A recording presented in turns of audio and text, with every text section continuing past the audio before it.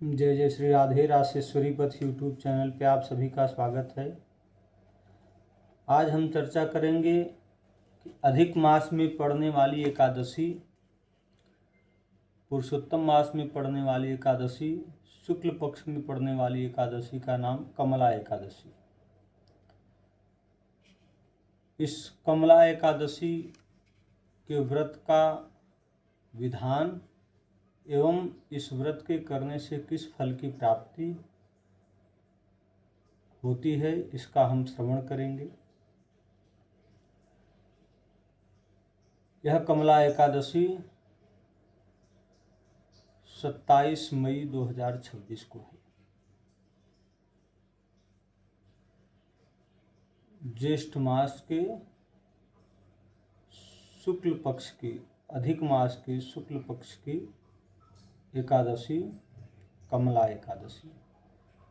युधिष्ठिर जी ने पूछा कि भगवान, अब मैं श्री विष्णु के व्रतों में उत्तम व्रत का, जो सब पापों को हर लेने वाला तथा व्रती मनुष्यों को मनोवांछित फल देने वाला हो, श्रवण करना चाहता हूँ। जनार्दन, पुरुषोत्तम मास की एकादशी की कथा कहिए। उसका क्या फल है और उसमें किस देवता का पूजन किया जाता है? प्रभु, किस दान का क्या पुण्य है? मनुष्यों को क्या करना चाहिए? उस समय कैसे स्नान किया जाता है? किस मंत्र का जप होता है? कैसी पूजन विधि बताई गई है? पुरुषोत्तम मास में किस अन्न का भोजन उत्तम है? भगवान श्री कृष्ण बोले, राजेंद्र, अधिक मास में आने पर जो एकादशी होती है वह कमला नाम से प्रसिद्ध है। वह तिथियों में उत्तम तिथि है। उसके व्रत के प्रभाव से लक्ष्मी अनुकूल होती हैं। उस दिन ब्रह्म मुहूर्त में उठकर भगवान पुरुषोत्तम का स्मरण करें और विधि पूर्वक स्नान करके व्रती पुरुष व्रत का नियम ग्रहण करें। घर पर जप करने का 1 गुना, नदी के तट पर 2 गुना, गौशाला में सहस्त्र गुना,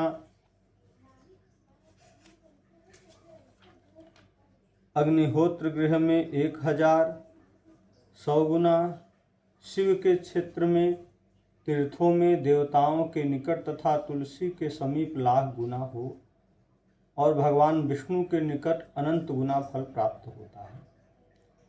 अवंतीपुरी में शिव शर्मा नामक एक श्रेष्ठ ब्राह्मण रहते थे। उनके 5 पुत्र थे। उनमें जो सबसे छोटा था वह पापाचारी हो गया, इसलिए पिता तथा स्वजनों ने उसे त्याग दिया। अपने बुरे कर्मों के कारण निर्वासित होकर वह बहुत दूर वन में चला गया। दैव योग से एक दिन वह तीर्थराज प्रयाग में जा पहुंचा।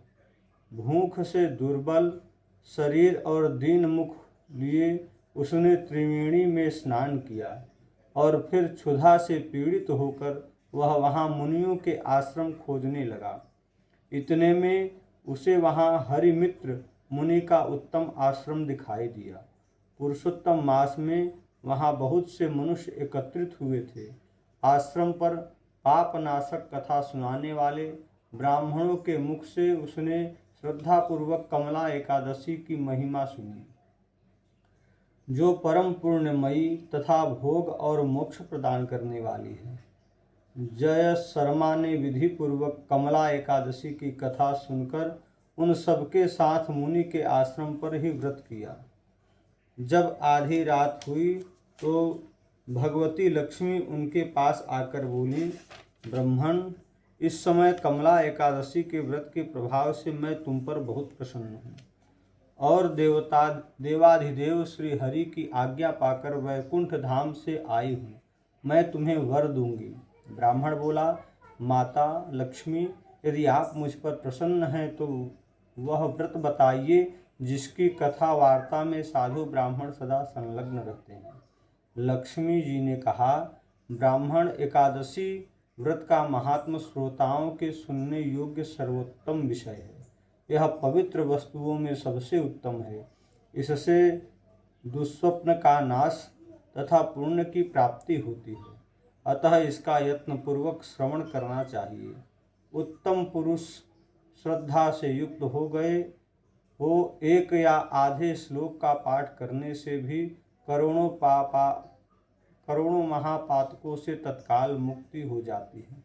जैसे मासों में पुरुषोत्तम मास, पक्षियों में गरुण तथा नदियों में गंगा श्रेष्ठ हैं, उसी प्रकार तिथियों में द्वादशी तिथि उत्तम है। समस्त देवता आज भी एकादशी व्रत के लोभ से भारतवर्ष में जन्म लेने की इच्छा रखते हैं। देवगण सदा ही रोग शोक से रहित भगवान नारायण का पूजन करते हैं। जो लोग मेरे प्रभु भगवान नारायण के नाम का सदा भक्तिपूर्वक जप करते हैं, उनकी ब्रह्मा आदि देवता सर्वदा पूजा करते हैं। जो लोग श्री हरि के नाम जप में संलग्न हैं, उनकी लीला कथाओं के कीर्तन में तत्पर हैं तथा निरंतर श्री हरि की पूजा में ही प्रवृत्त रहते हैं, वे मनुष्य कलयुग में कृतार्थ हैं। यदि दिन में एकादशी और द्वादशी हो तथा रात्रि बीतते बीतते त्रयोदशी आ जाए, तो उस त्रयोदशी के पारण में 100 यज्ञों का फल प्राप्त होता है।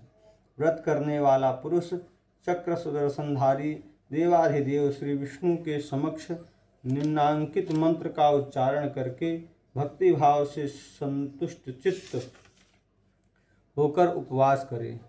वह मंत्र इस प्रकार है।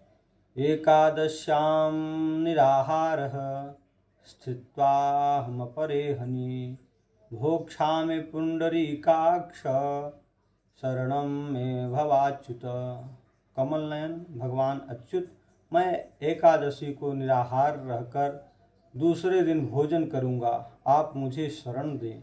तत्पश्चात व्रत करने वाला मनुष्य मन और इंद्रियों को वश में करके गीत वाद्य नृत्य और पुराण पाठ आदि के द्वारा रात्रि में भगवान के समक्ष जागरण करे।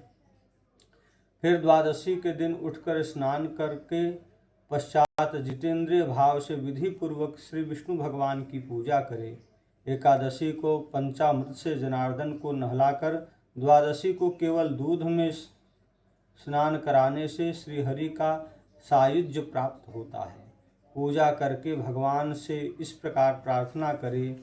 अज्ञानतिमिरान्धस्य व्रतेनानेन केशव प्रसीद सुमुखो भूत्वा ज्ञान दृष्टि प्रदो भव। केशव, मैं अज्ञान रूपी रतौंधी से अंधा हो गया हूँ। आप इस व्रत से प्रसन्न हो और प्रसन्न होकर मुझे ज्ञान दृष्टि प्रदान करें। इस प्रकार देवताओं के स्वामी देवाधिदेव भगवान गदाधर से निवेदन करके भक्तिपूर्वक ब्राह्मणों को भोजन कराएं तथा उन्हें दक्षिणा दें। उसके बाद भगवान नारायण के शरणागत होकर बलि वैश्वदेव की विधि से पंच महायज्ञों का अनुष्ठान करके स्वयं मौन हो अपने बंधु बांधवों के साथ भोजन करें। इस प्रकार जो शुद्ध भाव से पूर्णिमय एकादशी का व्रत करता है, वह पुनरावृत्ति से रहित वैकुंठ धाम को प्राप्त होता है।